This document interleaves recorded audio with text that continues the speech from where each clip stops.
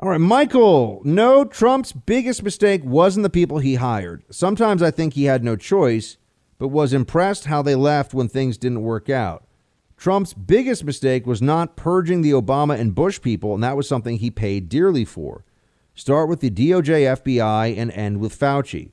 Also, who had his ear and got him to put those former Bush appointees in? I was livid, and almost without failure, something always happened. Barr earned my respect, the only one. Then I had to conclude we got sold, as I believe his primary mission was keeping the problems, the DOJ, FBI, all together for Biden. All right, Michael, you're throwing a lot out here, so let me dive into some of this.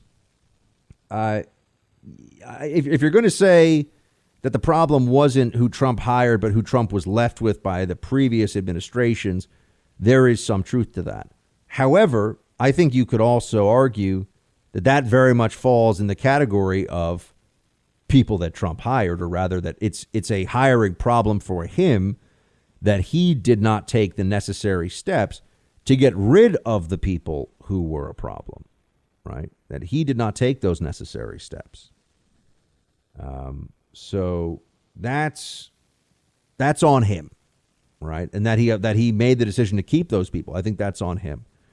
I know the president, his top advisor, according to everybody I know in the White House, his top advisors, I should say, the people who could convince him of anything, basically, and especially when it came to personnel issues, were Jared and Ivanka. Those were the two people he went to for everything. Neither one of them were qualified in the least for those roles. Not at all. Not even a little bit. And yet, those were the two people who had the president's ear the most on issues of personnel. So what do we make of that? And I understand that people always said, "Oh, Buck, he could only trust his family." I think that's very self-justifying. I think that's a very easy way out for some bad judgment from the former president. I think that Trump made mistakes, and we should understand what they are. It doesn't help us. It doesn't help our cause. It doesn't help the future of the country or conservatism if we pretend that there are problems that did not actually, if we pretend that there weren't problems when there were problems. That's not to our benefit. So, Michael, as for Barr, look, I disagree with a lot of Republicans, a lot of conservative commentators this one. I think Bill Barr did a really good job. I think he was right to leave. He saw what was coming with this election stuff. Trump wouldn't listen. And, he appointed a special counsel with the Durham probe. No one was going to make Durham move any faster than he did. It's still ongoing, but I don't think much is going to come out of it. And as I've been saying all along, remember, there's a built-in excuse for bureaucrats. There's a built-in excuse for anybody who works within the DOJ. And it is that they just made a mistake. They didn't actually mean to do it for political reasons.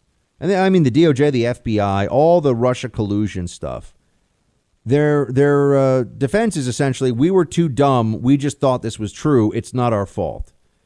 And you really can't get fired from the federal government for bad performance.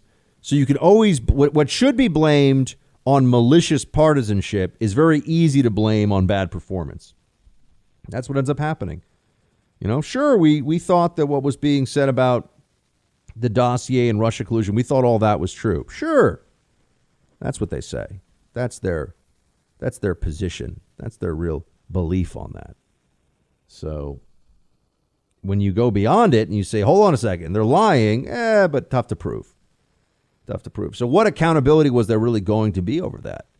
I mean, I said all along, you're not going to see James Comey in handcuffs. You're not going to see, look, there are people that they wrote books and they got really famous and they pushed this whole thing about, any moment now, the big reveal is going to come and Trump people are going to be, frog marching the Russia collusion conspiracists out of their offices or their homes and sending them off to prison. And I was always saying, and those of you listening to the show know this is true, I was always telling you that's not likely to happen at all. It's almost certainly not going to happen. So I don't think the attacks on Bill Barr are fair because he did not let the Mueller trap get sprung on Trump, which could have really ended the Trump presidency.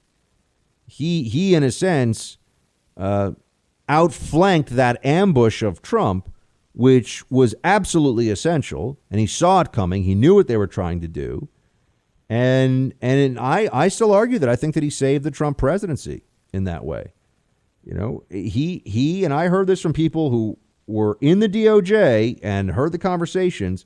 Barr was telling Trump, we don't have the proof. We have to find more proof of this fraud that we can present at a court. We don't have it. We're looking for it. We keep chasing it down. And Trump had people around him who were saying, oh, no, we do have it. Don't listen to Barr. I mean, if you're talking about lawyer stuff, Attorney General Barr was way more talented a legal mind than any of the lawyers who were advising Trump. And that's not even a knock on any of the lawyers who were around Trump advising him to push the election fraud stuff really far. It's just Bill Barr is a brilliant lawyer, really, really understands the law. And, you know, he tried to tell Trump, we don't have it. It's not there. Trump didn't want to listen. And then we all know how that ended up going. So I'm telling you the truth, folks, because that's my job. That's my mandate. The truth as I know it, as I see it, as I feel it. Every day I do this show. The good news for us, the Democrats are idiots. The bad news for us is we don't know who's going to take up the mantle of America first now going forward. We don't know.